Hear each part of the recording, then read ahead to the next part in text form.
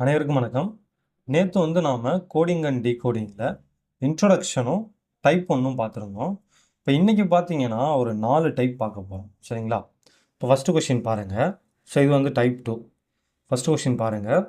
Parent என்பது PDF ஜிஜேகே எனவும் children என்பது MOXQUFGJ எனவும் குறிக்கப்பட்டால் ரீப்ரிண்ட் என்பது எவ்வாறு குறிக்கப்படும் அப்படின்னு சொல்லி கேட்டிருக்காங்க. ஸோ ஃபஸ்ட் நம்ம கொடுத்துருக்கிறத எடுத்து எழுதிடுவோம்.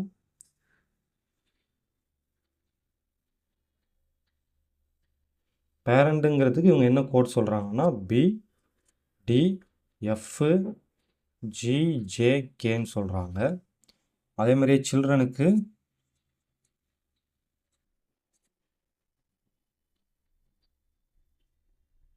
ஸோ சில்ட்ரனுங்கிறதுக்கு இவங்க என்ன சொல்லியிருக்காங்கன்னா MOXQUFGJ அப்படின்னு சொல்லியிருக்காங்க. கரெக்டுங்களா? இப்போ நம்மளை எதுக்கு கோடு கேட்குறாங்கன்னா ரீப்ரிண்ட்டுங்கிறதுக்கு என்ன கோடு வரும்னு சொல்லி கேட்குறாங்க. ஸோ அதாவது என்ன அர்த்தம்னா 2 பேர் பேசிக்கும் போது பேரண்ட்டுங்கிறத இப்படி சொல்கிறாங்க, சில்ட்ரனுங்கிறத இப்படி சொல்கிறாங்க. இப்போ ரீப்ரிண்ட்டுங்கிறத எப்படி அவங்க சொல்லுவாங்க அப்படிங்கிற மாதிரி கேட்குறாங்க. இப்போது நேற்று நம்ம பார்த்த டைப் வந்து கொஞ்சம் வித்தியாசமாக இருக்கும். இந்த டைப் பார்த்தீங்கன்னா அதிலிருந்து கம்ப்ளீட்டாக டிஃப்ரெண்ட்டாக இருக்கும். இப்போ இதில் பாருங்கள், நம்ம ஃபஸ்ட்டு ஒன்று யூஸ் பண்ணுவோம்ல, அதாவது இதில் இருக்கிற வேர்டு ஏதாவது இதில் இருக்கான்னு பார்ப்போம் இல்லையா? ஸோ அந்த மாதிரிலாம் இதுக்கு நம்ம செக் பண்ணணும்னு அவசியம் கிடையாது. இந்த கொஷினை பொறுத்த வரைக்கும் நம்ம எப்படி அப்ரோச் பண்ணணும் அப்படின்னு பார்த்தீங்கன்னா, அவங்க கோடு கொடுத்துருக்காங்க பாருங்கள். ஓகேவா? இந்த 2 வார்த்தைக்கும் அவங்க கோட் கொடுத்துருக்காங்க. ரைட்டா? கொடுத்துருக்காங்க. இப்போ இந்த 2 வார்த்தையில் இருக்கிற எழுத்துக்கள் ஒன்று சேர்ந்து இந்த வார்த்தை உருவாயிருக்கா அப்படின்னு நம்ம பார்க்கணும். அதாவது இந்த 2 வார்த்தையில் இருக்கிற எழுத்துக்கள் தான் இந்த வார்த்தையிலும் இருக்கா அப்படின்னு பார்க்கணும். சரிங்களா? ஸோ இதெல்லாம் உங்களுக்கு ப்ராக்டிஸில் வந்துடும். நீங்கள் நிறைய கொஷின் ப்ராக்டிஸ் பண்ணும்போது ஒரு கொஷினை பார்த்த உடனே அது எந்த டைப் அப்படின்னு நீங்கள் கண்டுபிடிச்சிடலாம். ரைட்டுங்களா? இப்போதைக்கு நீங்கள் புரிஞ்சுக்கணுங்கிறதுக்காக நான் எடுத்ததும் இப்படி சொல்கிறேன். பட் உங்களுக்கு வந்து இது ஆட்டோமேட்டிக்காக ப்ராக்டிஸ்லேயே வந்துடும். பயப்படாதீங்க. சரி, ஓகே. இப்போ பாருங்கள், அவங்க கோட் கண்டுபிடிக்க சொல்லியிருக்கிற இந்த வார்த்தையில் ஃபஸ்ட்டு பார்த்தீங்கன்னா ஆறுங்கிற லெட்டர் இருக்குது. இந்த ஆறுங்கிற லெட்டர் பார்த்தீங்கன்னா இங்கேயும் இருக்குது, இங்கேயுமே இருக்குது. நமக்கு வந்து ஏதாவது ஒன்றில் இருந்தாலே போதும். இந்த 2 வார்த்தையில் ஏதாவது ஒன்றில் இங்கே இருக்கிற எழுத்து இருந்தாலே தாராளமாக போதும். இதில் ரெண்டுலேயுமே இருக்குது. சரி, ஓகே. அடுத்து பாருங்கள், இந்த ஈங்கிற லெட்டருமே பார்த்தீங்கன்னா இதில் 2லேயுமே இருக்குது. ஸோ அடுத்து பி பார்த்தீங்கன்னா இதில் இருக்குது. ரைட்டுங்களா? அடுத்து ஆறு பார்த்தீங்கன்னா 2த்துலேயுமே இருக்குது. இப்போ தான் நம்ம பார்த்தோம். ஓகே. அடுத்து ஐ பார்த்தீங்கன்னா இதில் இருக்குது. என் வந்து 2த்துலேயுமே இருக்குது. இங்கேயும் இருக்குது, இங்கேயும் இருக்குது. ஸோ அடுத்து டீயுமே பார்த்தீங்கன்னா இங்கே இருக்குது. ரைட்டுங்களா? சரி, ஓகே. அப்போ பாருங்கள், அவங்க கோட் கண்டுபிடிக்க சொல்லியிருக்கிற இந்த வார்த்தையில் இருக்கிற இந்த எழுத்துக்கள் எல்லாமே ஒன்று இதில் இருக்குது, அப்படி இல்லைன்னா இதில் இருக்குது, அப்படி இல்லைன்னா 2த்துலேயுமே இருக்குது. சரிங்களா? ஸோ அப்போ நம்ம சிம்பிளாக என்ன புரிஞ்சிக்கலாம்னா, இங்கே இருக்கிற எழுத்துக்களை சேர்த்து தான் இந்த எழுத்தை வந்து கொண்டு வந்திருக்காங்க. ஐ மீன் இந்த வார்த்தையை வந்து கொண்டு வந்திருக்காங்க அப்படின்னு புரிஞ்சுக்கலாம். ரைட்டுங்களா? சரி, ஓகே. இப்போ அடுத்து நம்ம என்ன பண்ணோன்னா, இதில் வந்து இந்த எழுத்துக்கெல்லாம் என்ன கோட் கொடுத்துருக்காங்கன்னு பார்த்துட்டு அதை எடுத்து இங்கே போட வேண்டியதான். இப்போ உதாரணத்துக்கு நமக்கு ஃபஸ்ட்டு ஆறுக்கான கோடு என்னன்னு தெரியணும். இங்கே பார்த்தீங்கன்னா ஆறுக்கு வந்து எஃப்னு கோட் பண்ணியிருக்காங்க. இங்கேயுமே பார்த்தீங்கன்னா ஆறுக்கு வந்து எஃப்னு தான் கோட் பண்ணியிருக்காங்க. ஸோ அப்போ நம்ம இங்கே என்ன பண்ணலாம்னா ஆறுக்கு எஃப்னு கொடுத்துடலாமா? அதே மாதிரி அடுத்து ஈக்கு கண்டுபிடிக்கணும். ஈக்கு பார்த்தீங்கன்னா இங்கே ஜீன் கொடுத்துருக்காங்க. சரிங்களா? இங்கே இருக்கிற ஈக்கு இங்கே ஜீன் கொடுத்துருக்காங்க. அதே மாதிரி இங்கே இருக்கிற ஈக்கும் இங்கே ஜீன் தான் கொடுத்துருக்காங்க. ஸோ அப்போ நம்ம என்ன பண்ணலாம்னா இந்த ஈக்கும் ஜீனே கொடுத்துடலாம். ஸோ அடுத்து பிக்கு என்ன சொல்லியிருக்காங்கன்னு பார்க்கலாமா? பி இங்கே தான் இருக்குது. பிக்கு பார்த்தீங்கன்னா பிங்கிற கோடை கொடுத்துருக்காங்க. ஸோ அப்போ நம்ம என்ன பண்ணலாம்? பின்னு போட்டுக்கலாமா? அடுத்து ஆறுக்கு இப்போ தான் பார்த்தோம் எஃப். ஸோ அடுத்து ஐக்கு கண்டுபிடிக்கணும். ஐ பார்த்தீங்கன்னா இதில் இருக்குது. ஐக்கு அவங்க கொடுத்துருக்குற கோடு என்னென்னா எக்ஸு. So x. அடுத்து எண்ணுக்கு இங்கே ஜேன்னு இருக்குது, இங்கேயும் ஜேன் தான் இருக்குது. ஸோ அப்போ நம்ம இந்த எண்ணுக்கு என்ன பண்ணலாம்னா ஜேன் போட்டுக்கலாம். ஸோ அடுத்து பார்த்தீங்கன்னா டி வந்து இங்கே இருக்குது. டிக்கு வந்து கேங்கிற கோட் கொடுத்துருக்காங்க. ஸோ நாம் என்ன பண்ணலாம்னா டிக்கு கே போட்டுக்கலாம். அப்போ இந்த கொஷினுக்கான ஆன்சர், அதாவது இந்த ரீப்ரிண்ட்டுங்கிறதுக்கு அவங்க என்ன கோட் வேர்டு யூஸ் பண்ணுவாங்க அப்படின்னு பார்த்தீங்கன்னா, இந்த FGBF XJK அப்படிங்கிற இந்த கோடை தான் யூஸ் பண்ணுவாங்க. இந்த ஆப்ஷனில் இருக்கான்னு பாருங்கள், FGBF XJK. ஸோ ஆப்ஷன் ஏவிலே இருக்குது FGBF XJK அப்படின்னு சொல்லி கொடுத்துருக்காங்க. ஸோ அப்போ இந்த கொஷினுக்கான ஆன்சர் என்ன அப்படின்னு பார்த்தீங்கன்னா ஆப்ஷன் ஏ. ஸோ இதெல்லாம் வந்து நான் ஏற்கனவே சொன்ன மாதிரி உங்களுக்கு நிறைய கொஷின் ப்ராக்டிஸ் பண்ண ஒரு கொஷினை பார்த்ததும் அது எந்த டைப் அப்படின்னு நீங்கள் கண்டுபிடிச்சிடலாம். சரிங்களா? ஸோ இதெல்லாம் ஆனால் கொஞ்சம் நோட் பண்ணி வச்சுக்கோங்க. இந்த மாதிரி டைப்லாம் இருக்குது அப்படிங்கிறத நோட் பண்ணி வச்சுக்கோங்க. இப்போ இந்த டைப்பை நம்ம சிம்பிளாக எப்படி சொல்லலாம் அப்படின்னு பார்த்தீங்கன்னா, அவங்க கொஷினாக கொடுத்துருக்காங்க இல்லைங்களா, அதில் இருக்கிற அந்த லெட்டர்ஸே என்ன பண்ணியிருப்பாங்கன்னா நமக்கு ஆன்சர் கண்டுபிடிக்க சொல்கிறாங்க இல்லையா, அந்த வார்த்தையிலையும் கொடுத்துருப்பாங்க. சரிங்களா? அவங்க கொஷினாக கொடுத்துருக்கிற இந்த வார்த்தைகளில் இருக்கிற லெட்டர்ஸை யூஸ் பண்ணி தான் அவங்க ஆன்சர் கண்டுபிடிக்க சொல்கிற இந்த வார்த்தையை உருவாக்கியிருப்பாங்க.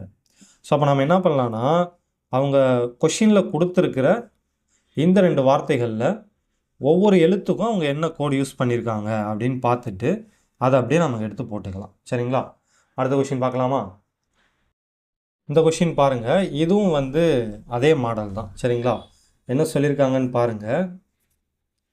ஃபஸ்ட்டு வந்து எர்த்துன்னு ஒரு வார்த்தை ஒன்று கொடுத்துட்டாங்க, அதுக்கு கோடும் கொடுத்துருக்காங்க.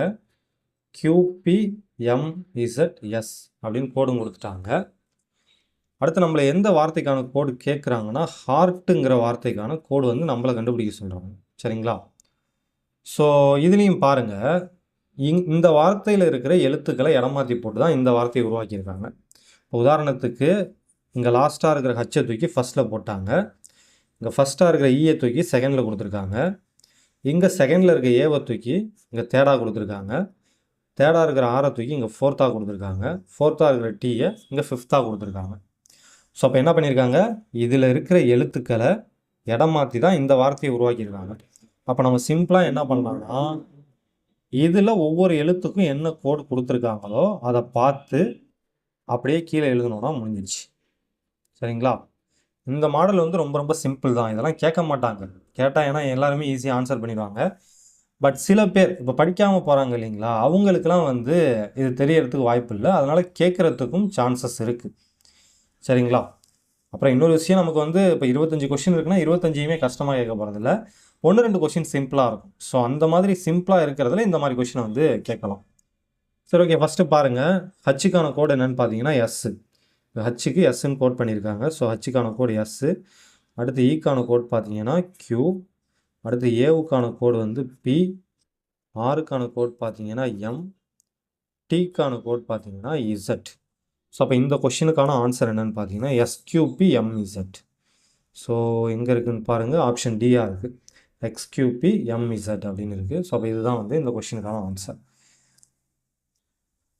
நீங்கள் வந்து நிறைய கொஷின் வந்து ப்ராக்டிஸ் பண்ண ஒரு கொஷினை பார்த்ததுமே அது எந்த டைப் அப்படின்னு நீங்கள் கண்டுபிடிச்சிடலாம். இப்போதைக்கு இதை வந்து தெரிஞ்சு மட்டும் வச்சுங்க. சரிங்களா? ப்ராக்டிஸ் பண்ண தான் உங்களால் வந்து ஒரு கொஷினை பார்த்ததும் அது எந்த டைப்பில் வருது அப்படின்னு கண்டுபிடிக்க முடியும். ஸோ ப்ராக்டிஸ் வந்து ரொம்ப ரொம்ப முக்கியம். அடுத்த கொஷின் பார்க்கலாமா? அடுத்து நம்ம வந்து தேர்ட் டைப் பார்க்க போகிறோம். இந்த கொஷின் பாருங்கள், மெஷின் என்பது 19, 7, 9, 14, 15, 20, 11 என குறிக்கப்பட்டால் டேஞ்சர் என்பது எவ்வாறு குறிக்கப்படும் அப்படின்னு சொல்லி கேட்குறாங்க. ஸோ இதை வந்து மைனஸ்ன்னு நினச்சிடாதீங்க. சரிங்களா? இது வந்து ஜஸ்ட் நம்பர்ஸை வந்து பிரித்து காட்டுறதுக்காக இந்த ஐஃபன் சிம்பிள் யூஸ் பண்ணியிருக்காங்க.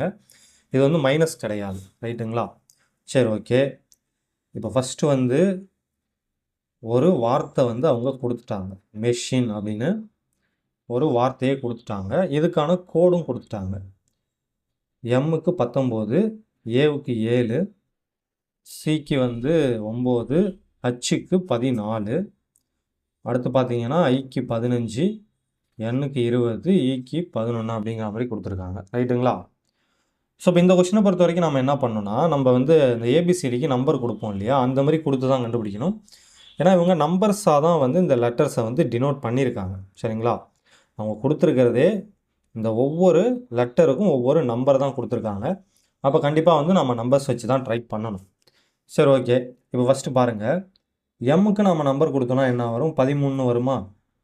சொல்ல ஞாபகம் இருக்கும்னு நினைக்கிறேன். ஏவுக்கு 1ன்னு வந்துடும். ஸோ சிக்கு வந்து 3ன்னு வரும்.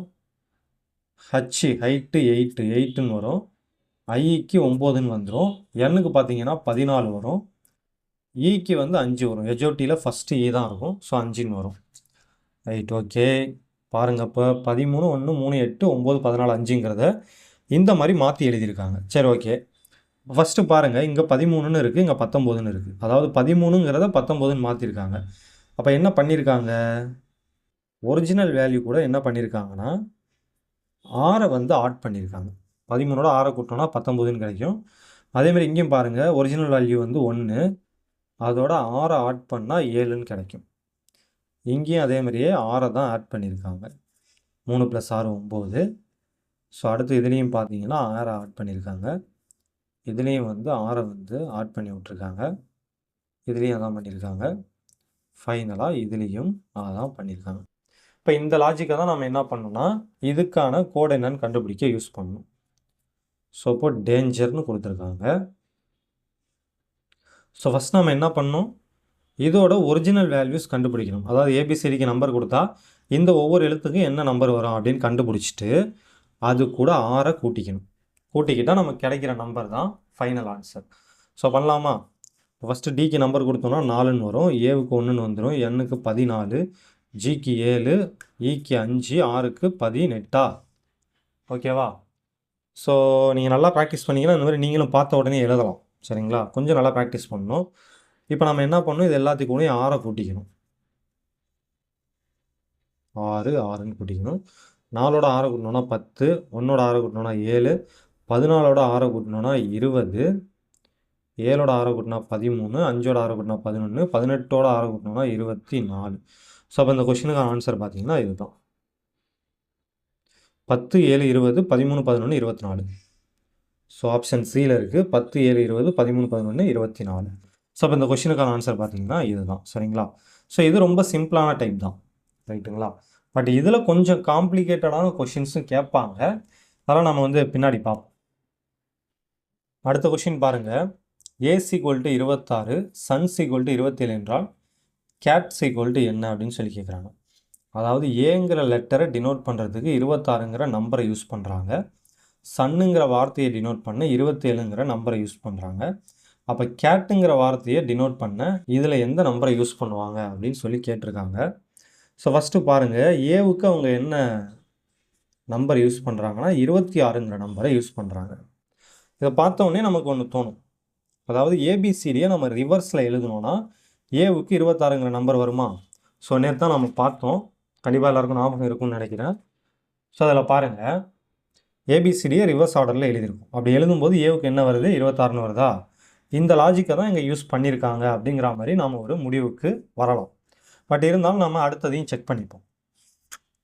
ஸோ இப்போதைக்கு நமக்கு என்ன தோணுதுன்னா ஏபிசிடியை ரிவர்ஸில் எழுதிட்டு கொடுத்துருக்கிற லெட்டருக்கு என்ன நம்பர் வரும் அப்படின்னு பார்த்து அதை நம்ம வந்து போடணும். சரிங்களா? இதுதான் இப்போதைக்கு நம்ம கண்டுபிடிச்சிருக்கோம். இப்போ இதே லாஜிக்கை நம்ம இந்த வார்த்தைக்கு யூஸ் பண்ணிப்போம். SUN, சன்னுக்கு வந்து அவங்க என்ன சொல்லியிருக்காங்கன்னா 27ன்னு சொல்லியிருக்காங்க. இப்போ நம்ம என்ன பண்ணணும், ஃபஸ்ட்டு இதில் இருக்கிற இந்த ஒவ்வொரு லெட்டருக்கும் ரிவர்ஸில் என்ன வேல்யூ வரும் அப்படின்னு பார்க்கணும். சரிங்களா? ஸோ இப்போ எஸ்ஸுக்கு ரிவர்ஸில் என்ன வரும், அதை நம்ம எப்படி கண்டுபிடிக்கலாம்? 27லேருந்து எஸ்ஸோட ஒரிஜினல் வேல்யூவை மைனஸ் பண்ணோன்னா என்ன வருதோ அதான் அதோடைய ரிவர்ஸ் வேல்யூ. நேற்றே நம்ம பார்த்தோம்.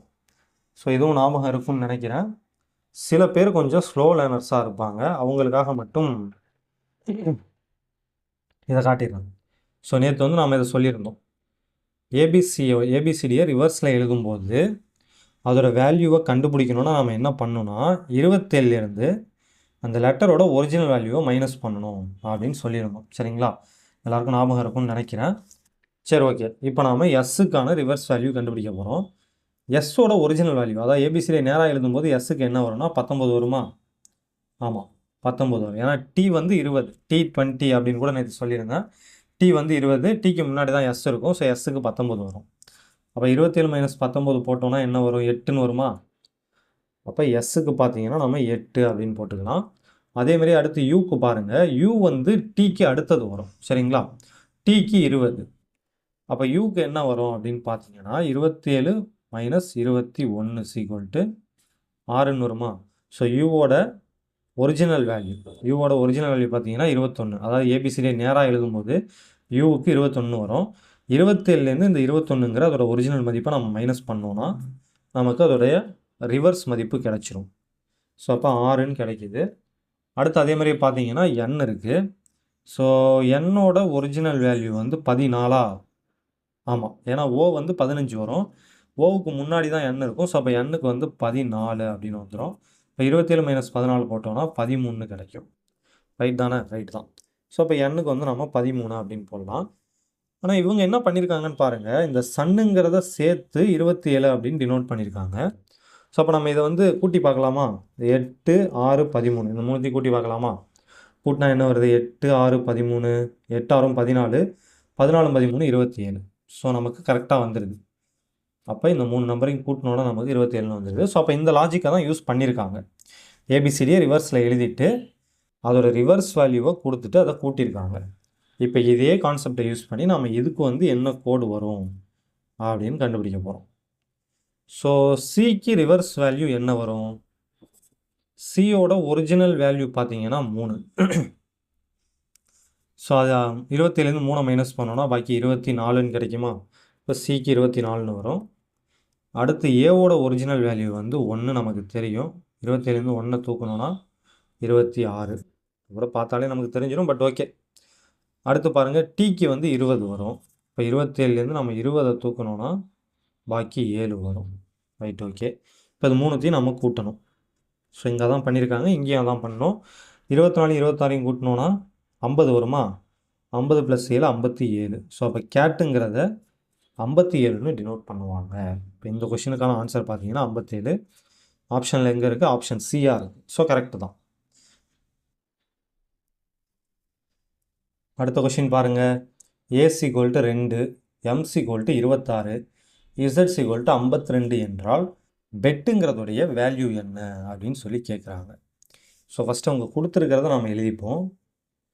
ஏவோட வேல்யூ வந்து அவங்க 2ன்னு சொல்லியிருக்காங்க. அதே மாதிரியே எம்முக்கு என்ன பண்ணியிருக்காங்கன்னா 26ன்னு சொல்லியிருக்காங்க. அதுக்கப்புறம் இசட்டுக்கு 52ன்னு சொல்லியிருக்காங்க. சரிங்களா? சரி, ஓகே. இப்போ நம்பர்ஸில் தான் டினோட் பண்ணியிருக்காங்க. அப்போ நம்ம என்ன பண்ணணும்னா நம்பர்ஸை வச்சு ட்ரை பண்ணுவோம் இல்லையா? அதை தான் பண்ண போகிறோம்.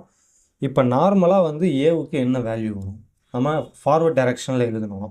ஏபிசிடின்னு அந்த வரிசையில் எழுதணும்னா ஏவுக்கு என்ன வேல்யூ வரும்னா 1ன்னு வருமா? ஆனால் அவங்க கொடுத்துருக்கிறது 2ன்னு கொடுத்துருக்காங்க. சரி, ஓகே, இருக்கட்டும். மற்றதை செக் பண்ணிக்கலாம். அடுத்து பாருங்கள், எம்முக்கு என்ன வேல்யூ வரும்? நம்ம ஏபிசிடியை நேராக எழுதும்போது எம்முக்கு பார்த்தீங்கன்னா 13 வருமா? ஏன்னா ஓ 15, ஓவுக்கு முன்னாடி என் இருக்கும், அது 14, அதுக்கு முன்னாடி எம் இருக்கும், 13. இசட்டுக்கு வந்து 26 நமக்கு நல்லா தெரியும். ஸோ ஒரிஜினல் வேல்யூஸும் அவங்க கொஷினில் கொடுத்துருக்கிற வேல்யூஸும் வேறு வேறையாக இருக்குது. அப்போ இது ரெண்டுத்துக்கும் ஏதாவது கனெக்ஷன் இருக்கா அப்படின்னு நாம் அடுத்து பார்க்கணும். என்ன கனெக்ஷன் இருக்குது? இப்போது இங்கே 1ன்னு இருக்குது. இந்த 1ஓட நாம் 2 பெருக்கணும்னா 2ன்னு கிடைக்குமா? Right, okay. இப்போ அடுத்து பாருங்கள், இங்கே 13ன்னு இருக்குது, இங்கே 26ன்னு இருக்குது. இப்போ 13 வந்து நம்ம 2ஆல் பெருக்கணும்னா நமக்கு 26ன்னு கிடச்சிரும். அதே கான்செப்ட் தான் இங்கேயும் யூஸ் பண்ணியிருக்காங்க.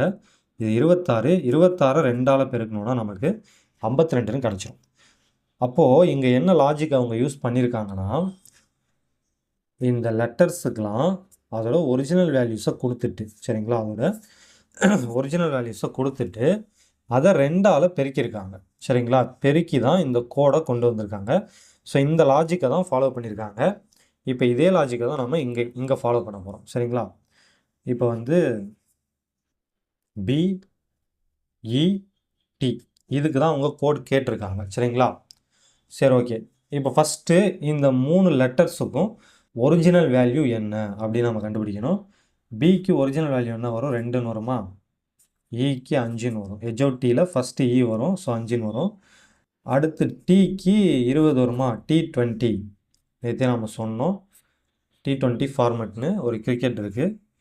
ஸோ அதை வச்சு ஷார்ட்கட் ஞாபகம் வச்சுக்கலாம்னு சொல்லியிருந்தோம். சரி, ஓகே. இப்போ நம்ம அடுத்து என்ன பண்ணோம்? ஒரிஜினல் வேல்யூஸ் கண்டுபிடிச்சிட்டோம். இந்த ஒரிஜினல் வேல்யூஸெல்லாம் நம்ம என்ன பண்ணோம்னா 2ஆல் பெருக்கணும். இந்த ஒரிஜினல் வேல்யூஸ் எல்லாத்தையுமே 2ஆல் பெருக்கணும். பெருக்கணும்னா 2 2 4 வந்துடும். இங்கே பார்த்தீங்கன்னா I2 10 வரும். ஸோ 20 40 வரும். இப்போ நமக்கு வந்து இந்த மாதிரி ஏதாவது ஆப்ஷன் இருக்கானா? இல்லை. ஸோ ஆப்ஷன் வந்து ஒரு சிங்கிள் நம்பராக தான் இருக்குது. சிங்கிள் நம்பர் மீன்ஸ் சேர்ந்த நம்பராக இருக்குது. அப்போ நம்ம என்ன பண்ணலாம்னா இது எல்லாத்தையும் கூட்டி பார்க்கலாமா? 4 10 அடுத்து பார்த்தீங்கன்னா 40ன்னு இருக்குது. ஸோ 40 10 50 50 4 54. 54ங்கிறது ஆப்ஷனில் இருக்கான்னு பாருங்கள். ஆப்ஷன் பியில் இருக்குது. ஸோ அப்போ இந்த கொஷினுக்கான ஆன்சர் என்னென்னு பார்த்தீங்கன்னா 54. இப்போ இந்த மாதிரி கொஷினெல்லாம் நம்ம என்ன பண்ணணும்னா ஆப்ஷனை வச்சு தான் முடிவு பண்ணணும். சரிங்களா? இதெல்லாம் கண்டுபிடிச்சதுக்கப்புறம் இந்த நம்பர்ஸை வச்சு ஆப்ஷனில் என்ன என்ன பண்ணியிருக்காங்க, எப்படி கொண்டு வந்திருக்காங்க அப்படிங்கிறத பொறுத்து தான் நம்ம ஆன்சர் கண்டுபிடிக்கணும். இந்த கொஷினுக்கு பார்த்தீங்கன்னா 54 அப்படின்னு வந்திருக்கு. ரைட்டா? ஸோ அடுத்த கொஷின் பார்க்கலாமா? அடுத்து வந்து இந்த கொஷினை என்ன பண்ணுறீங்கன்னா நீங்கள் ஹோம்ஒர்க்காக வச்சுக்கோங்க. ஸோ இதை வந்து சால்வ் பண்ணி ஆன்சரை வந்து கமெண்ட் பண்ணுங்கள். ஒருவேளை எப்படி சால்வ் பண்ணுறதுன்னா எப்படி சால்வ் பண்ணுறதுன்னு தெரியலனா வெயிட் பண்ணுங்கள். அடுத்த வீடியோவில் வந்து இதுக்கான ஆன்சரை வந்து நான் கடைசியாக எப்போதும் போல் கொடுத்துருவேன். சரிங்களா? பட் நீங்கள் ட்ரை பண்ணி பாருங்கள். ஒருவேளை உங்களுக்கு ஃபஸ்ட் அட்டம்ப்டில் ஆன்சர் வரலனா கூட டிஃப்ரெண்ட்டாக யோசிங்க. நீங்கள் இப்படி டிஃப்ரெண்ட்டாக யோசிக்கிறது தான் ரொம்ப ரொம்ப முக்கியம். அதுதான் உங்களுக்கு எக்ஸாமில் யூஸ் ஆகும். சரிங்களா?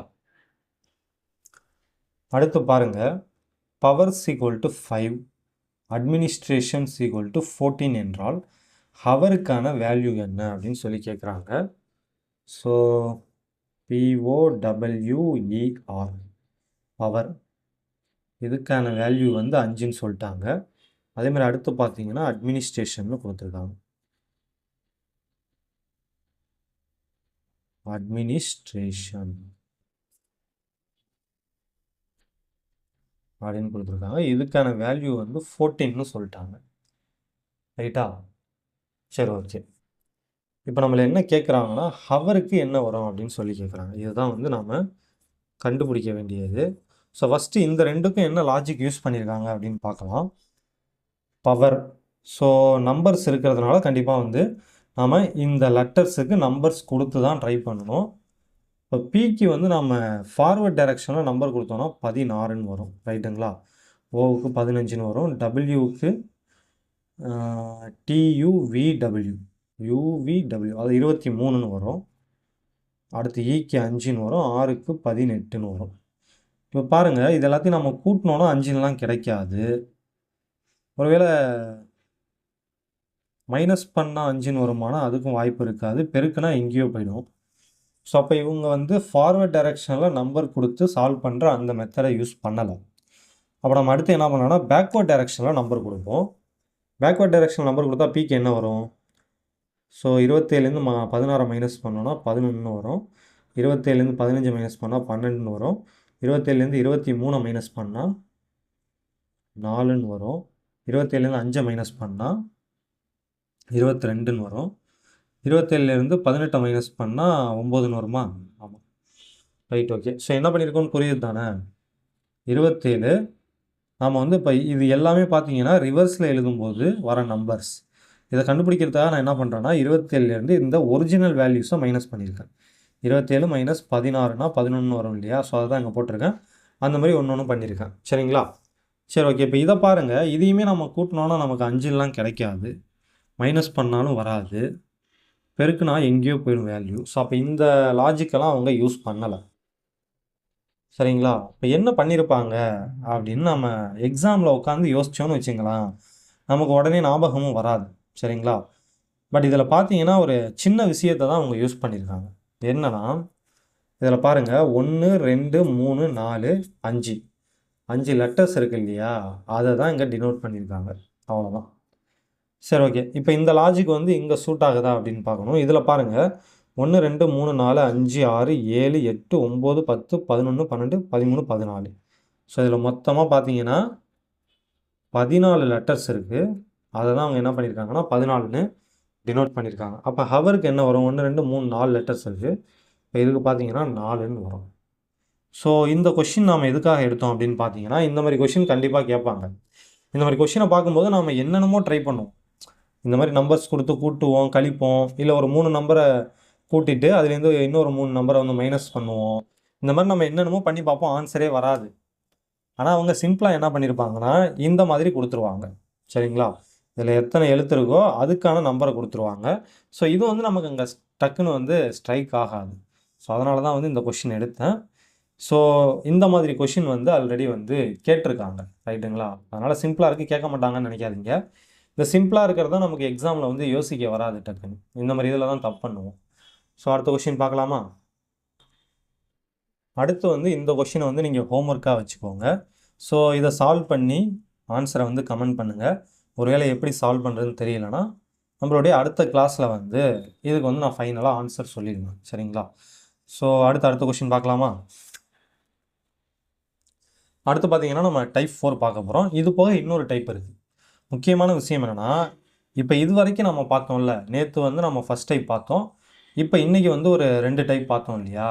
இதிலேருந்து தான் வந்து மேக்ஸிமம் கொஷின் கேட்குறாங்க. சரிங்களா? அந்த 3 டைப்லேருந்து தான் ரிப்பீட்டடாக கொஷின் கேட்குறாங்க. அதுவும் இந்த மாதிரி நம்பர்ஸ் வச்சு வருது இல்லையா? ஸோ இந்த மாதிரி இருக்குது இல்லையா? இந்த மாதிரி நம்பர்ஸ் வச்சு வர்றது தான் இப்போ ரீசெண்டாக வந்து அதிகமாக கேட்குறாங்க. பட் இருந்தாலும் இந்த 2 டைப்புமே நம்ம பார்த்துப்போம். இது ரொம்ப சிம்பிள் தான் அடுத்த 2 டைப்பும். ஸோ அதையும் பார்த்துட்டோன்னா நம்ம கோடிங் அண்ட் டீகோடிங்கை கம்ப்ளீட் பண்ணிட்டோம் அப்படின்னு அர்த்தம். சரிங்களா? சரி, ஓகே. இப்போ இதில் பாருங்கள், சமையல்காரர் என்பதை பரிமாறுபவர் என்றும், பரிமாறுபவர் என்பதை மேலாளர் என்றும், மேலாளர் என்பதை ஆசிரியர் என்றும், ஆசிரியர் என்பதை குமாஸ்தா என்றும், குமாஸ்தா என்பதை முதல்வர் என்றும் அழைத்தால் ஒரு வகுப்பில் யார் கற்பிப்பார்கள் அப்படின்னு சொல்லி கேட்குறாங்க. ஸோ நேற்று நான் ஒரு கதை ஒன்று சொல்லியிருந்தேன் இல்லையா? என்னையும் என் ஃப்ரெண்டையும் பொறுத்த வரைக்கும் கோவில்னா கிரிக்கெட்னு அர்த்தம் அப்படின்னு சொல்லியிருந்தேன். ஞாபகம் இருக்கா? ஸோ ஞாபகம் இருக்கும்னு நினைக்கிறேன். அதே மாதிரியே லவ்வர்ஸ் பேசிக்கும்போது ரோஸ் மில்க் குடிக்கலாமா அப்படின்னா கிஸ் பண்ணலாமான்னு அர்த்தம் அப்படிங்கிற மாதிரி சொல்லியிருந்தேன். ஸோ இந்த டைப்பில் வர கொஷின் தான் இது. இப்போ இங்கே பார்த்தீங்கன்னா ஒரு 2 பேர் இருக்காங்க. அவங்க என்ன சொல்லிக்கிறாங்கன்னா, அவங்கள பொறுத்த வரைக்கும் அவங்க சமையல்காரருங்கிறத பரிமாறுபவர் அப்படின்னு சொல்லுவாங்களாம். பரிமாறுபவருங்கிறத மேலாளர், அதாவது மேனேஜர் அப்படின்னு சொல்லுவாங்களாம். அதே மாதிரியே மேனேஜர், மேலாளருங்கிறத ஆசிரியர் அப்படின்னு சொல்லுவாங்களாம். ஆசிரியருங்கிறத குமாஸ்தான்னு சொல்லுவாங்களாம். குமாஸ்தாவை முதல்வர்னு சொல்லுவாங்களாம். சரிங்களா? ஸோ இந்த மாதிரி கொடுத்துருவாங்க. கொடுத்துட்டு இதுதான் முக்கியம். இதுக்கு நமக்கு ஆன்சர் தெரிஞ்சாதான் நாம் வந்து கொஷினுக்கு ஆன்சர் பண்ணலாம். ஒரு வகுப்பில் யார் கற்பிப்பார்கள் அப்படின்னு கேட்டிருக்காங்க. நீங்கள் படிக்க ஸ்ட்ரைட்டாக போயிட்டு ஆசிரியர் அப்படின்னு போட்டுறக்கூடாது. ரைட்டுங்களா? ஏன்னா இந்த கொஷினில் பாருங்கள், ஆசிரியருங்கிறத அவங்க எப்படி சொல்கிறாங்க? குமாஸ்தான்னு சொல்கிறாங்க. ஸோ அப்போ இதை தான் நாம் சூஸ் பண்ணணும். ஆப்ஷன் பி இருக்கு இல்லையா? இதுதான் இதுக்கான ஆன்சர். ஸோ ரொம்ப ரொம்ப முக்கியம். இன்னொரு முக்கியமான விஷயம் என்னென்னா, இந்த மாதிரி கொஷினை பொறுத்த வரைக்கும் நீங்கள் இந்த கொஷினை வந்து ஃபுல்லாக படிக்கணும்னு கூட அவசியம் கிடையாது. கடைசியாக என்ன கேட்டிருக்காங்கன்னு பார்த்துட்டு அதுக்கு ஆன்சரை வந்து முடிவு பண்ணிட்டு அந்த ஆன்சரை இவங்க எப்படி சொல்லியிருக்காங்கன்னு பார்த்தா போதும். சரிங்களா?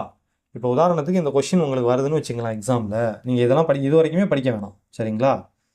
இது வரைக்கும் நீங்கள் படிக்க வேண்டிய அவசியம் கிடையாது. இதை மட்டும் படிங்க. ஒரு வகுப்பில் யார் கற்பிப்பார்கள், அவ்வளோதான். சரிங்களா? ஒரு வகுப்பில் யார் கற்பிப்பா, அதாவது யார் டீச் பண்ணுவா? டீச்சர் தான் டீச் பண்ணுவாங்க. ஆசிரியர் தான் சொல்லிக் கொடுப்பாங்க. ஆனால் இவங்க ஆசிரியருங்கிறத எப்படி சொல்கிறாங்க? குமாஸ்தான்னு சொல்கிறாங்க. ஸோ அப்போ நம்ம என்ன சூஸ் பண்ணணும்? இந்த குமாஸ்தாங்கிறத சூஸ் பண்ணணும். ரைட்டுங்களா? சரி, ஓகே. அடுத்த கொஷின் பார்ப்போமா? ஸோ அடுத்து பாருங்கள், இதுவும் அதே மாடல் தான்.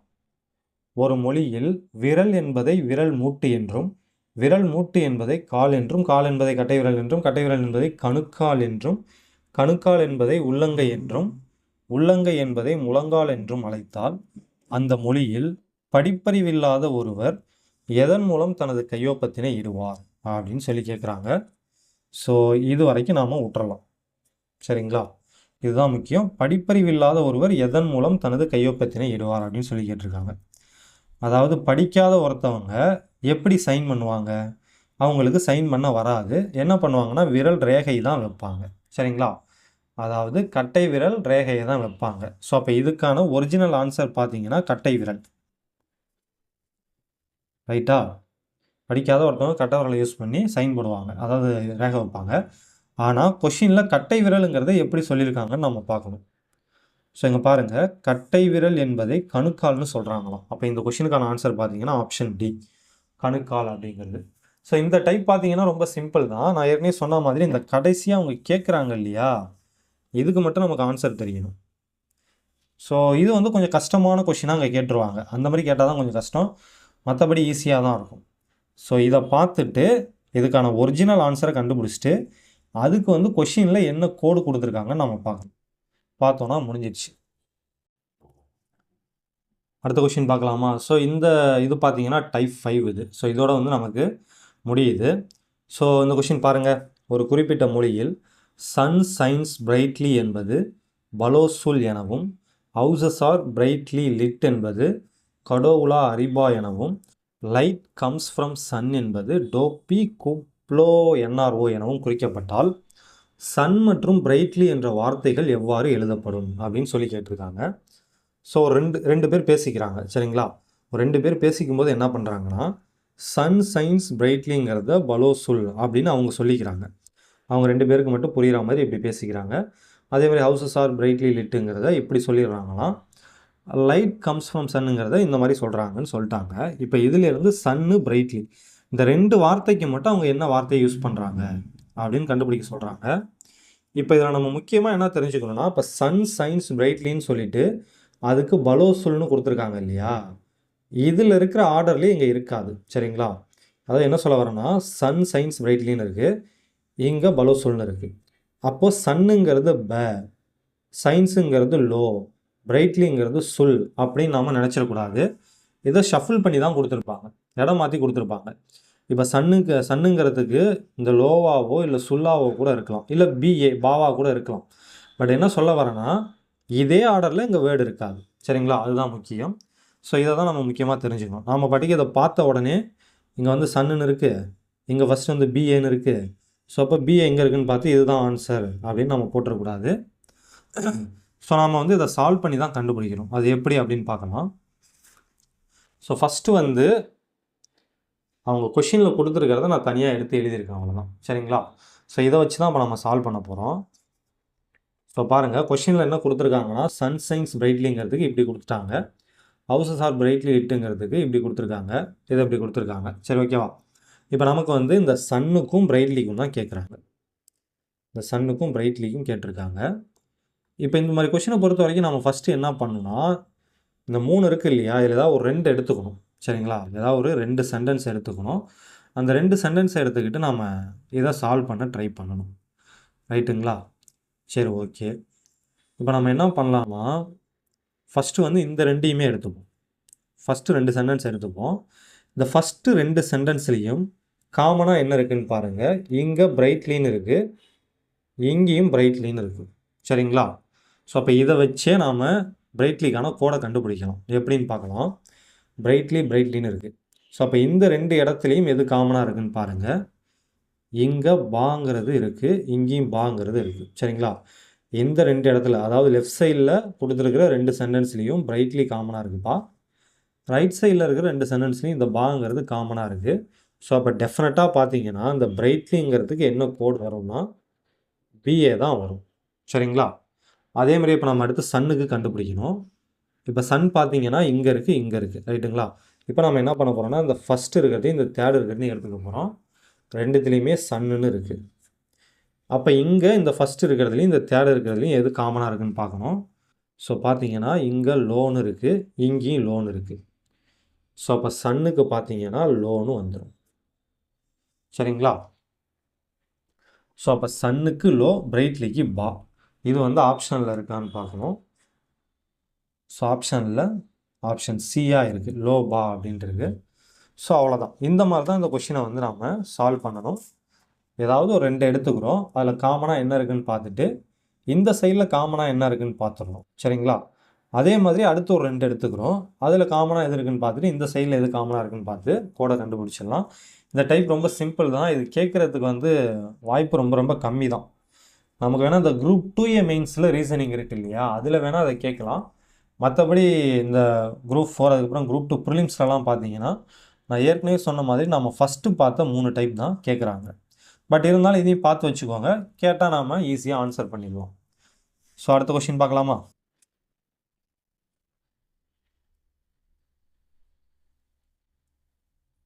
ஸோ இதை பாருங்கள். In a certain code language 1 to 3 means, இங்கிலீஷில் படிக்கிறேன்னா, ஒரு குறிப்பிட்ட சங்கேத மொழியில் 123 என்பது பிரைட் லிட்டில் பாய் எனவும் 145 என்பது டால் பிக் பாய் எனவும் 637 என்பது பியூட்டிஃபுல் லிட்டில் ஃப்ளவர் எனவும் குறிக்கப்பட்டால் பிரைட் என்ற வார்த்தை எந்த எண்ணால் குறிக்கப்படும் அப்படின்னு சொல்லி கேட்டிருக்காங்க. இதையும் நம்ம லாஸ்ட் கொஷின் எப்படி சால்வ் பண்ணோமோ அதே மாதிரி தான் பண்ண போகிறோம். ரைட்டுங்களா? ஸோ ஃபஸ்ட்டு வந்து இவங்க என்னென்ன சொல்லியிருக்காங்க அப்படிங்கிறத நம்ம தனியாக எடுத்துக்கலாம். 123னா பிரைட் லிட்டில் பாய், 145னா டால் பிக் பாய், 637னா பியூட்டிஃபுல் லிட்டில் ஃப்ளவர். சரிங்களா? இதை வச்சு நம்ம பிரைட் என்னென்னு இப்போ நம்ம கண்டுபிடிக்கணும். Right, okay. இப்போது இந்த 3 இதில் பிரைட்டுங்கிறது எங்கே இருக்குதுன்னு பாருங்கள், இங்கே தான் இருக்குது. அப்போ இந்த சென்டென்ஸில் லிட்டில் பாய், அதாவது இந்த லிட்டிலுக்கும் பாய்க்கும் என்ன கோடு வரும் அப்படின்னு கண்டுபிடிச்சோன்னா பிரைட்டுக்கு என்ன வரும் அப்படின்னு நம்ம கண்டுபிடிச்சிடலாம். சரி, ஓகே. இப்போ ஃபஸ்ட்டு வந்து லிட்டிலுக்கு கண்டுபிடிப்போமா? லிட்டில் பார்த்தீங்கன்னா இங்கே இருக்குது, அடுத்து இங்கே இருக்குது. ஸோ நல்லா பாருங்கள், இங்கே லிட்டில் இருக்குது, அதே மாதிரி இந்த தேர்ட் சென்டென்ஸில் லிட்டில் இருக்குது. அப்போ இந்த சைடில் காமனாக என்ன நம்பர் இருக்குதுன்னு பாருங்கள். இங்கே 3ங்கிற நம்பர் இருக்குது, இங்கேயும் 3ங்கிற நம்பர் இருக்குது. ஸோ அப்போ பார்த்தீங்கன்னா லிட்டிலுங்கிறதுக்கு இவங்க 3ங்கிற நம்பரை யூஸ் பண்ணியிருக்காங்க அப்படின்னு நம்ம புரிஞ்சுக்கலாமா? அடுத்து நம்ம பாய்க்கு கண்டுபிடிச்சிட்டோன்னா பிரைட்டை கண்டுபிடிச்சிடலாம். இப்போ பாய் பாருங்கள் இங்கே இருக்குது, அதே மாதிரியே இங்கே இருக்குது. ஸோ ஃபஸ்ட்டு 2 எடுத்துருக்கோம். அப்போ இந்த ஃபஸ்ட்டு 2ல் எது காமனாக இருக்குதுன்னு பாருங்கள். 1ங்கிறது காமனாக இருக்கா? அப்போது பாய்க்கு இவங்க என்ன பண்ணியிருக்காங்கன்னா 1ங்கிற கோடை யூஸ் பண்ணியிருக்காங்க. இப்போ ரிமைனிங் இங்கே 2 இருக்குது, அதேமாதிரி இந்த சைடில் பிரைட் மட்டும் ரிமைனிங் இருக்குது. அப்போ பிரைட்டுக்கான கோடு என்னென்னு பார்த்தீங்கன்னா 2. ஸோ அவ்வளோதான். இந்த மாடல் வந்து ரொம்ப ரொம்ப சிம்பிளான மாடல் தான், ஒன்றுமே கிடையாது. இந்த மாதிரி நம்ம 2 சென்டென்ஸாக எடுத்துக்கிட்டு, அப்படி இல்லைன்னா வார்த்தைகள் எங்கெங்கே சேமாக இருக்குதுன்னு பார்த்து அந்த சென்டென்ஸை எடுத்துக்கிட்டு அதை வச்சு ஈஸியாக சால்வ் பண்ணிடலாம். ஸோ ரொம்ப ரொம்ப சிம்பிளான கொஷின் தான் இது. சரிங்களா? இந்த கொஷினுக்கான ஆன்சர் பார்த்தீங்கன்னா பிரைட்டுக்கு 2ங்கிற வேர்டை வந்து இவங்க 2ங்கிற எழுத்தை வந்து, ஐயோ ரொம்ப ஜாம் ஆகுது, 2ங்கிற நம்பரை வந்து யூஸ் பண்ணியிருக்காங்க. இப்போ ஆப்ஷன் டி. ஸோ வீடியோவை சீக்கிரம் முடிக்கணுங்கிறதுல பேசுகிறேன்னு நினைக்கிறேன், அதனால் கொஞ்சம் தடுமாறுறேன். அடுத்து பாருங்கள், இந்த கொஷினை வந்து நீங்கள் ஹோம்ஒர்க்காக வச்சுக்கோங்க. சரிங்களா? ஸோ அடுத்தது இந்த கொஷினையும் ஹோம்ஒர்க்காக வச்சுக்கோங்க. ஸோ இப்போ நான் கடைசியாக சொன்ன இந்த 2 கொஷினையும் சால்வ் பண்ணி பார்த்துட்டு ஆன்சரை வந்து கமெண்ட்டில் போட்டு விடுங்க. ஒருவேளை உங்களுக்கு சால்வ் பண்ண தெரியலனா வெயிட் பண்ணுங்கள், அடுத்த வீடியோவில் ஆன்சரை பார்த்துக்கலாம். இன்னொரு முக்கியமான விஷயம், இந்த டைப் ஒருவேளை உங்களுக்கு புரியலைன்னா ஒன்றும் பிரச்சனை இல்லை, திரும்ப ஒரு டைம் பாருங்கள். அதுவும் இல்லாமல் இதை நம்ம கண்டிப்பாக வந்து ரிவிஷன்லாம் பார்ப்போம், எப்படியும் ஒரு 3 டைமாவது ரிவிஷன் பார்ப்போம். அப்போ வந்து உங்களுக்கு ஈஸியாக புரிஞ்சிடும். இன்னைக்கான முதல் கேள்வி, தமிழகத்தில் பாளையக்காரர் முறையை அறிமுகப்படுத்தியவர் யார்? அடுத்து பாருங்கள், நேற்று நம்ம ஹோம்ஒர்க் கொடுத்துருந்தோம் இல்லையா, அந்த கொஷின்ஸ் மட்டும் இப்போ நம்ம பார்த்துடலாம். ஸோ ஃபஸ்ட்டு இந்த கொஷின் பாருங்கள், ஹார்ட்வேருங்கிறத இந்த மாதிரி கோட் பண்ணால் ஆன்சருக்கு வந்து என்ன கோடு வரும் அப்படின்னு சொல்லி கேட்குறாங்க. ஸோ ஃபஸ்ட்டு இதை எழுதிக்கலாமா? ஹார்ட்வேர் அப்படின்னு சொல்லிட்டாங்க. இதுக்கு அவங்க என்ன கோட் சொல்லியிருக்காங்கன்னா AHTRAWER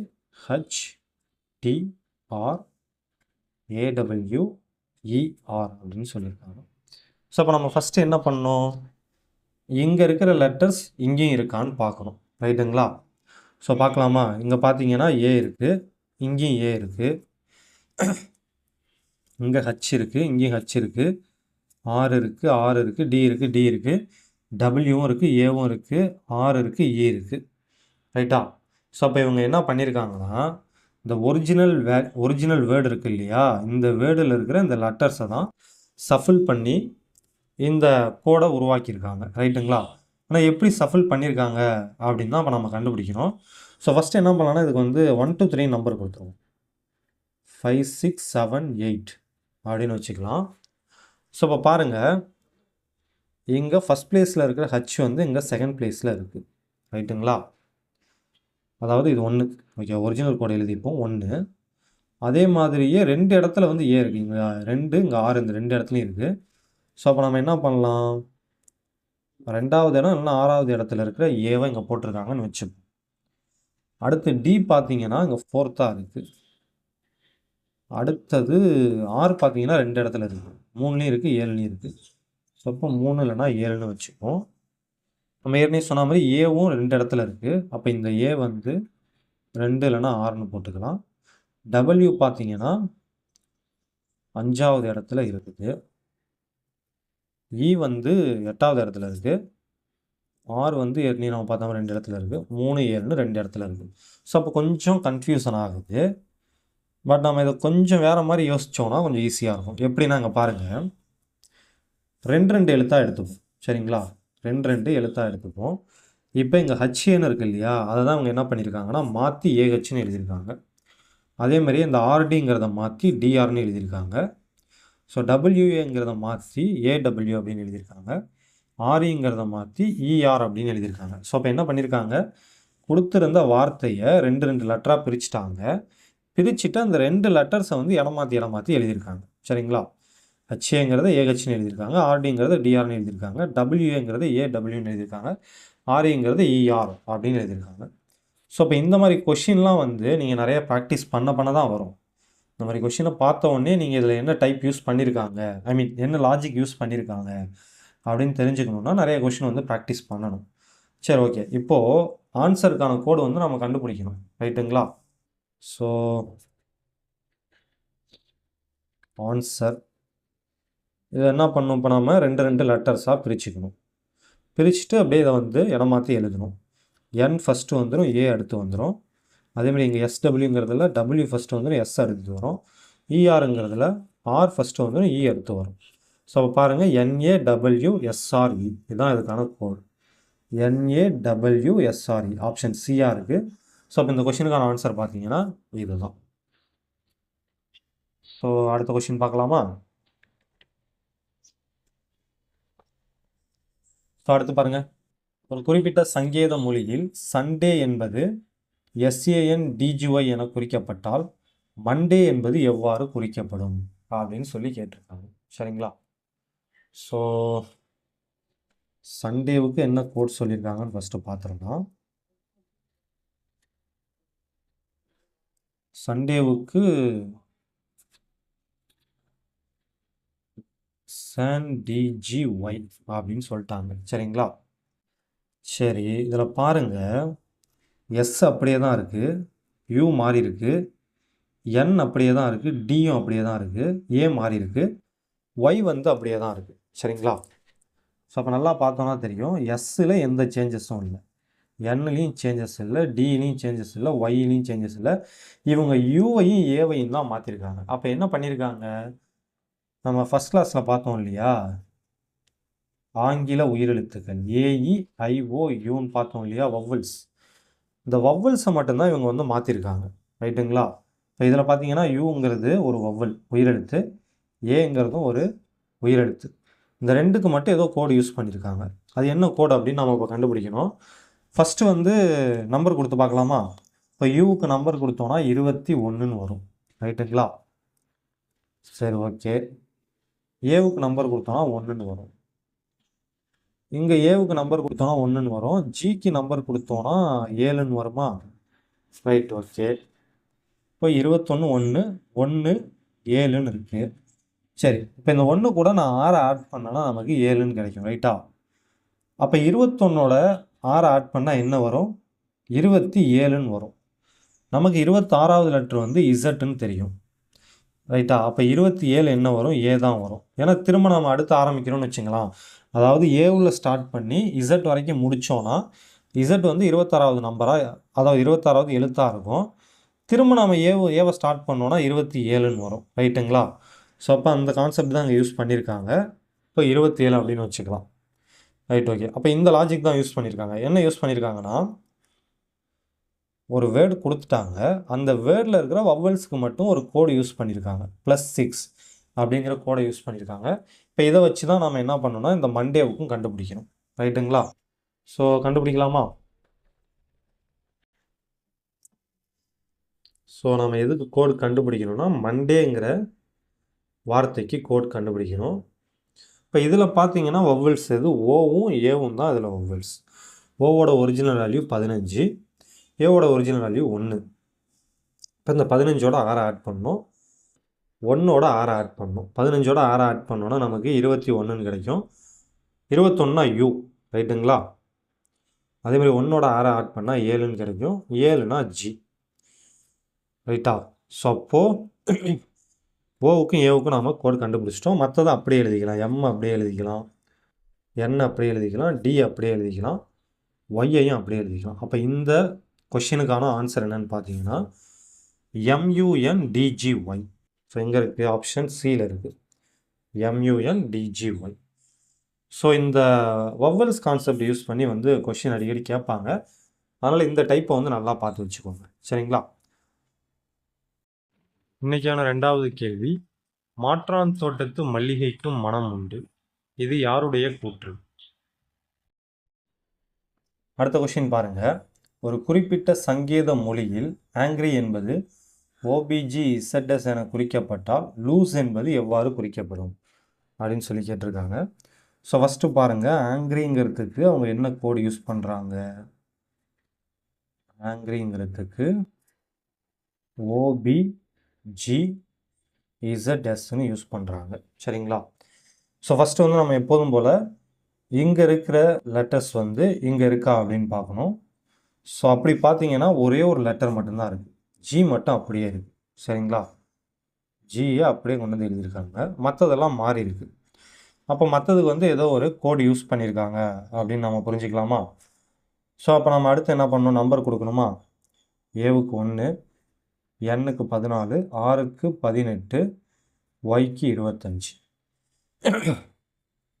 அப்படியே இங்கே நம்பர் கொடுத்தோன்னா ஓவுக்கு 15 வரும், பிக்கு 2 வரும், இசட்டுக்கு 26 வரும், அடுத்து பார்த்தீங்கன்னா எஸ்ஸுக்கு 19 வரும். ரைட்டுங்களா?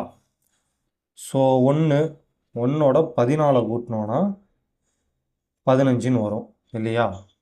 அடுத்து பாருங்கள், 14 இங்கே 2 இருக்குது, அப்போ 12 மைனஸ் பண்ணியிருக்காங்கன்னு வச்சுக்கலாமா? சரி, இப்போ அடுத்து பாருங்கள், 18 26, 18 26னா 8 கூட்டியிருக்காங்க. ஸோ அடுத்து பார்த்தீங்கன்னா 25 19ன்னு இருக்குது. இப்போ வந்து 25லேருந்து ஒரு 6 மைனஸ் பண்ணியிருக்காங்க அப்படின்னு வச்சுக்கலாமா? ஸோ இது பார்த்தீங்கன்னா ஒரு பர்ஃபெக்ட் கோடிங் மாதிரி தெரியல, கண்ணா பின்னான்ட்டு இருக்குது. பட் இருந்தாலும் நம்ம செக் பண்ணி பார்ப்போம். இதே லாஜிக்கை வச்சு இந்த லூஸுக்கு, இந்த லூஸுங்கிற இந்த வார்த்தைக்கு என்ன கோடு வருது அப்படின்னு கண்டுபிடிச்சி பார்க்கலாம். ஸோ எல்லுக்கு நாம் கொடுத்தோன்னா 12ன்னு வரும், ஓவுக்கு 15. ஸோ இந்த ஓவை அப்படியே எழுதணும் இல்லைங்களா? அவங்க என்ன பண்ணியிருக்காங்கன்னு பாருங்கள், 3ஆவதாக இருக்கிற லெட்டரை அப்படியே எழுதியிருக்காங்க. ஸோ அப்போ இந்த ஓவை நாம் அப்படியே எழுதிடுவோம். எஸ்ஸுக்கு 19, ஈக்கு வந்து 5 வரும். ரைட்டுங்களா? இப்போ ஃபஸ்ட்டு வந்து இதோட 14 கூட்டணும். இப்போ எல்லோட 14 கூட்டினோன்னா என்ன வரும்? 26ன்னு வரும். 26னா இசட்னு அர்த்தம். ஆனால் இப்போ நீங்கள் ஆப்ஷனில் பாருங்கள், இசட்டில் ஸ்டார்ட் ஆகிற மாதிரி எந்த ஆப்ஷனுமே இல்லை. அப்போ கண்டிப்பாக வந்து அவங்க இந்த லாஜிக்கை யூஸ் பண்ணலை. நம்ம கண்டுபிடிச்ச இந்த லாஜிக் வந்து தப்பு. இப்போ வேறு என்ன யூஸ் பண்ணியிருக்காங்க, வேறு என்ன கோடுங்க யூஸ் ஆகியிருக்கு அப்படின்னு பார்த்தீங்கன்னா ரொம்ப சிம்பிள் தான். இப்படி யோசிங்க, இப்படி பாருங்கள், இங்கே ஏ இருக்குது, இங்கே அதுக்கு அடுத்த லெட்டர் பி இருக்குது. அதேமாதிரி இங்கே பார்த்தீங்கன்னா என் இருக்குது, இங்கே பார்த்தீங்கன்னா எண்ணுக்கு அடுத்த லெட்டர் ஓ இருக்குது. ஸோ அடுத்து பாருங்கள், இங்கே 6 இருக்குது, 6க்கு அடுத்த லெட்டர் எஸ் இருக்குது, அதாவது 18 19. அதேமாதிரி இங்கே ஒய் இருக்குது, ஒய்க்கு அடுத்த லெட்டர் இசட் இருக்குது, 25 26. ஸோ இந்த லாஜிக்கை தான் யூஸ் பண்ணியிருக்காங்க. சரிங்களா? இப்போ இந்த லாஜிக்கில் நாம் லூஸு கண்டுபிடிப்போமா? ஸோ என்ன பண்ணணும், ஓவை வந்து நம்ம அப்படியே எழுதிக்கலாம். ஓவை பொறுத்த வரைக்கும் எந்த பிரச்சனையும் இல்லை. எல்லுக்கு 12, ஓவுக்கு 15. ஸோ அப்போ ஃபஸ்ட்டு என்ன பண்ணணும், இந்த 15ஓட ஒன்று கூட்டி அதை முன்னாடி எழுதிடணும். 15ஓட ஒன்று கூட்டினோன்னா 16ன்னு கிடைக்கும், 16னா பி. அதேமாதிரி இந்த எல்லோட ஒன்று கூட்டணும், எல்லு 12, 12ஓட ஒன்று கூட்டினா 13, 13னா எம். சரிங்களா? ஸோ பார்த்துங்க, இங்கே 1 கூட்டியிருக்காங்க, அதே மாதிரி இங்கேருந்து இங்கே என்ன பண்ணியிருக்காங்கன்னா 1 கூட்டியிருக்காங்க. ஸோ அதேமாதிரி இங்கே என்ன பண்ணியிருப்பாங்கன்னா எஸ்ஸுக்கு 19, இதோட 1 கூட்டி இங்கே எழுதியிருப்பாங்க. 19 + 1 20, 20னா டி. ரைட்டுங்களா? ஸோ அதே மாதிரி இங்கே ஈக்கு வந்து 5, 5ஓட 1 கூட்டியிருப்பாங்க, 1 கூட்டினா 6, 6னா எஃப். ஸோ அப்போ PMOFT இதுதான் வந்து இதுக்கான கோடு. ரைட்டுங்களா? ஆப்ஷனில் இருக்கான்னு பாருங்கள். ஸோ ஆப்ஷன் ஏவிலே இருக்குது, PMOFTன்னு இருக்குது. ஸோ அப்போ இந்த லூஸுங்கிற வார்த்தைக்கான கோடு என்னென்னா PMOFT அப்படிங்கிறது. ஸோ இந்த மாதிரி கேட்குறது வந்து ரொம்ப ரேர் தான். இந்த அளவுக்குலாம் நமக்கு குரூப் 4 லெவலுக்கு கேட்குறதுக்கு வாய்ப்பு கம்மி தான். பட் இருந்தாலும் பார்த்துக்கோங்க. கொஞ்சம் வந்து டிஃபிகல்ட்டாக கேட்கணுன்னா இந்த மாதிரி கேட்பாங்க. இதை விட ரொம்ப டிஃபிகல்ட்டான கொஷின்லாம் இருக்குது. இப்போ நம்ம பேங்கிங், அதுக்கப்புறம் வந்து எஸ்எஸ்சிலாம் எழுதணும்னா அந்த மாதிரி கொஷின் இருக்கும்.